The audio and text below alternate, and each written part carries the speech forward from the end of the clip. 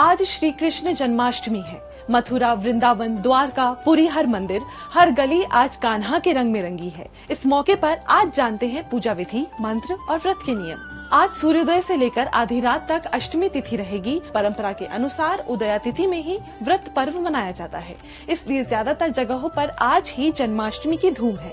श्री कृष्ण का जन्म रात के 8वें मुहूर्त में हुआ था और इस साल ये शुभ समय है रात 12 बजे से 12:48 तक। हालांकि अगर कोई रात में पूजा न कर पाए तो दिन भर अष्टमी तिथि के दौरान किसी भी समय कृष्ण पूजन कर सकता है। अब जानते हैं पूजा विधि।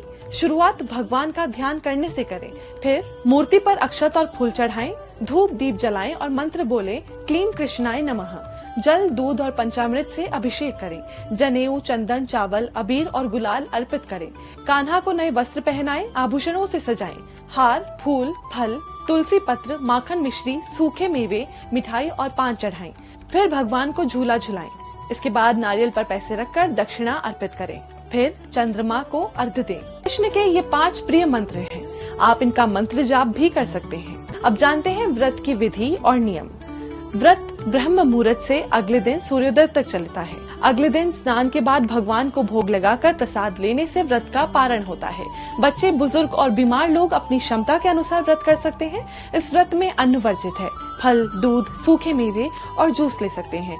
रात की आरती के बाद फलाहार ना करें। जरूरत हो तो दूध पी लें।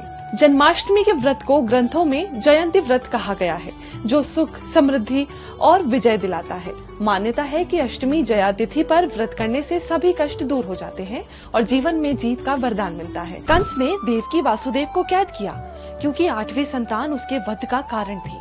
कृष्ण ने योग माया से कहा, बलराम को रोहिणी के गर्भ में रखो। कंस को लगा 7वां गर्भ गिर गया। 8वें पुत्र के जन्म के समय श्री कृष्ण योग माया से बोले, तुम यशोदा के यहाँ जन्म लेना, वासुदेव मुझे वहाँ ले जाएंगे और तुम्हें लाएंगे।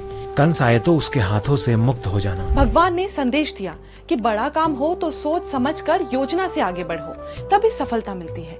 ऐसे ही एक और किस्सा है जब भगवान कृष्ण के जन्म के बाद गोकुल में उत्सव का माहौल था। इसी दौरान कंस ने राक्षसी पूतना को गोकुल भेजा ताकि वो बालक कृष्ण को मार सके, लेकिन ऐसा नहीं हुआ।